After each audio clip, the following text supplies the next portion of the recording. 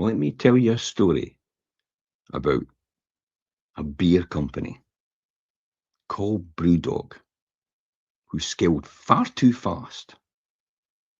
But what can landlords learn from this, and what other business owners can learn from this as well? Once upon a time, BrewDog was unstoppable. It was a Scottish startup, challenging giants around the world, a cult following, a £1 billion valuation, bars everywhere, equity crowdfunding, armies, and backing this mission overall. Fast forward today, and the company's just been forced into a distressed sale for £33 million. £1 billion valuation, 33 million it's worth today. To Tilbury Brands. After mounting losses, site closures, heavy restructuring, and increasing staffing costs. This is not about beer. It's about leverage, ego, scale, and the brutal maths of the fixed costs. So, what brought them to their knees? And if you're a landlord, you need to pay attention. Grow. BrewDog didn't grow slowly. They opened bars globally. They built major international breweries, launched hotels and distilleries, and expanded their product lines aggressively. Now, growth looked impressive. Valuation soared, the headlines were intoxicating, and the investors' frenzy was in full swing. But scale is only safe when cash flow is predictable. When energy prices rise, when interest rates jump, when consumer spending tightens, your fixed costs become a noose. Does this sound familiar? If you're in business, or if you're an investor as a landlord in property. So, what is the parallel then when a portfolio growth turns against you? There is some sort of parallel here. Many landlords made a mistake between 2015 and 2022. Cheap debt, rising prices, strong rental demand, optimistic sentiment overall. So they leveraged heavy. They made a lot of borrowing against their property, expanded portfolios quickly, accepting thinner yields because they were convinced everything would be all right and assumed growth would continue. Then rates rose, regulation tightened, as it's doing today, maintenance costs climbed, and void periods started to increase. Suddenly what looked clever looked very, very fragile. Now, when we go back to BrewDog wasn't really destroyed because of lack of sales. It was squeezed because of its structure. Huge premises, staffing, utilities, distribution, debt. Once profits wobble, heavy infrastructure doesn't flex. And here is the uncomfortable truth. In property, leverage amplifies both wisdom and also stupidity. A well-bought property with conservative finance, leverage actually accelerates wealth. An overvalued property with tight cash flow, leverage accelerates stress. Now, founder James Watt built a bold, disruptive brand, but scale-ups are often being managing optics instead of margins. Valuation actually becomes the scoreboard, and expansion becomes identity. Does it sound familiar when it comes to purple bricks? Slowing down feels like weakness, when in actual fact, slowing down is sometimes the best thing to do to make sure everything is running okay and there's a good stream of cash flow. In property itself, here's what happens. Here's what you begin to hear. I hear it constantly and I see it constantly. People bragging about, I've got 20 units. I'm buying another one this year. I'll refinance and recycle my cash. Rinse and repeat. The real question isn't really how many units you've got. It's how resilient you are. Can you weather a storm? I talk about it all the time. In investing, as Warren Buffett says, when people get greedy, you should be fearful. When people are fearful, that's when you should be greedy.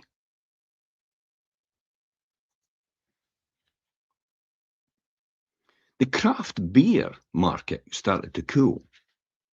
Costs started to surge with BrewDog. Consumer habits shifted. BrewDog needed to pivot earlier, and they needed to cut costs earlier, and they needed to consolidate earlier.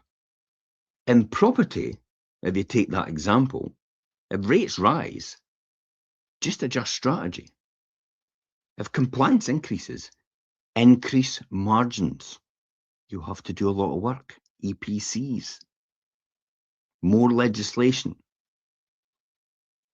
no fault eviction removed, open-ended leases, 9 to 12 months to evict with no rent. If yields tighten, start to pause your acquisition. Don't keep going. And it's similar to business as well.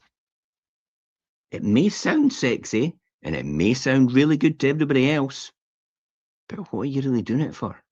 Is it for likes or is it for wealth? Keith Cunningham, aka Rich Dad, of the book Rich Dad Poor Dad by Kiyosaki, once said to me, Jim, you could be rich or you could be right, but you can't be both. I never really understood that for a lot of years. What do you mean you could be rich, you could be right? You could be right and you could be rich, surely. But sometimes you don't understand what that really means. You could be rich or you could be right. Because sometimes when you're right, sometimes it's even loses you money just because you're right. How many people, when you think about it in that situation, let's look at it. Oh, I am absolutely right. I'm going to go to court and I'm going to fight this person because I know I'm right. But how much is it going to cost you to fight? And if you win, how much are you going to get of that back? Oh, yeah, I've done that before. It's pretty costly to preserve your own ego.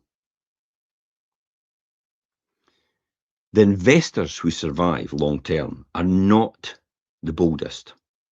They're the most adaptive overall.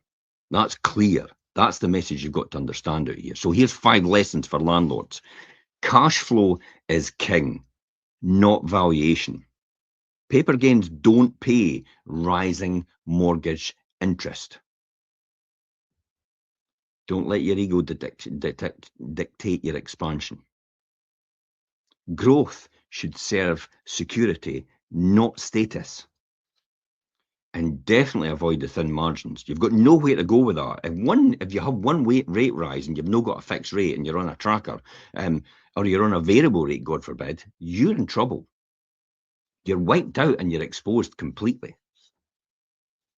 This is the most important one for me, and I do every single time, is stress test everything.